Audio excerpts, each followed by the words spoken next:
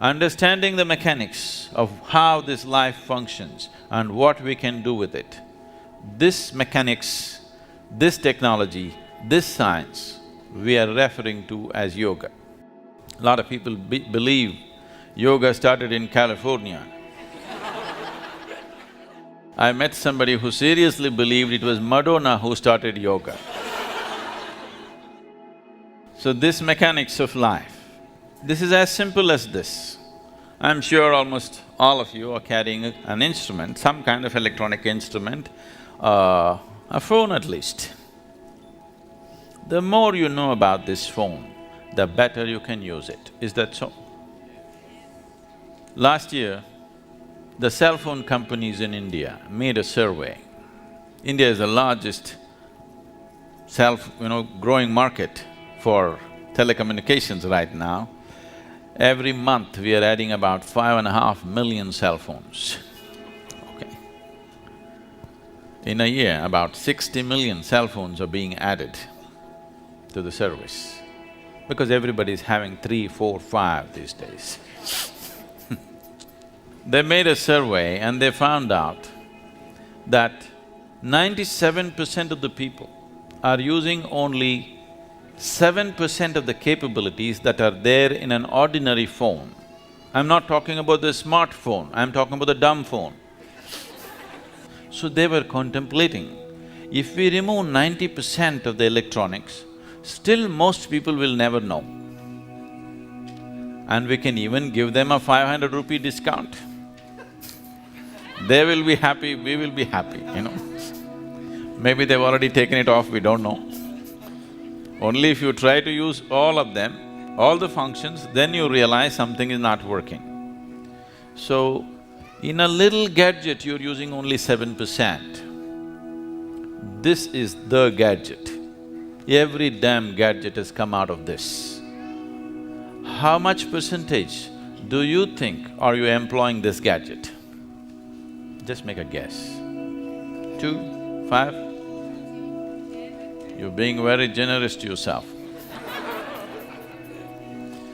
It's well below 1%. Because for your survival process, to conduct your life in the material world, you do not even need 1% of what this is.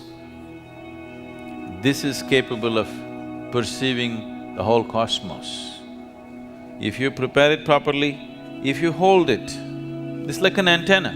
If you hold it in the right position, it can just grasp everything in the existence. It is just that we are doing all kinds of things with it because right now, our whole perception of life is limited to the physical nature of the existence. Physical is like the peel of the fruit. It has no purpose of its own. In the sense, if you have a fruit, the moment you eat the fruit, the peel goes straight to the trash can, isn't it? The peel is only a package. Only because the fruit is valuable, package is important. Right now as you sit here, this body is very important. You have to feed this, you have to clothe this, you have to decorate this, you have to pamper this in so many ways. Tomorrow morning, that's something inside which you never experienced. If that goes away, nobody wants to have any business with this. Yes? Only because the fruit is inside, this peel has become very valuable. Now, yoga means not just about twisting your body, not about standing on your head, not about holding your breath. All these things a circus artist can do better than most yogis. Really? Yes or no? That is not the purpose of yoga. Unfortunately, if you utter the word yoga, people think you have to be in some impossible posture. Yoga is not about postures. It is just a minuscule aspect of yoga. Yoga means, in your experience, everything has become one. The word yog means union. What is the union? What can unite with what? As you sit here, your idea and your sense and your experience of who you are is very strong. you're here as an individual.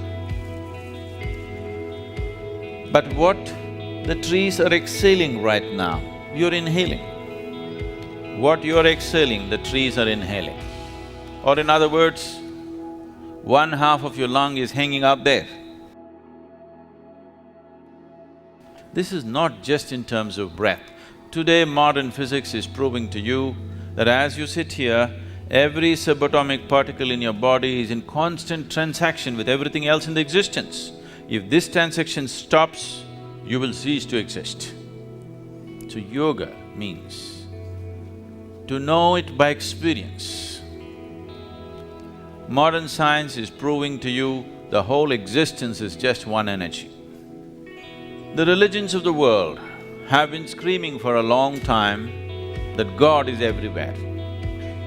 Whether you say God is everywhere or you say everything is one energy, are we talking about the same reality or a different reality?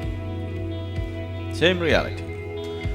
It is just that a scientist has never experienced this. He has arrived at it through mathematical deductions.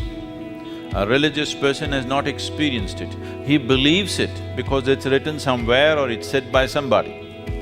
If you are a hard case that you are not willing to settle for deductions or belief systems, then you become a yogi. Yes, if you're a very hard nut, you want to know it yourself, then you become a yogi. You want to know the union of the existence, you want to know the oneness of what it is, not believing it. Like you experience the 5 fingers of your hand, if you can experience everything around you, then we say you're in yoga.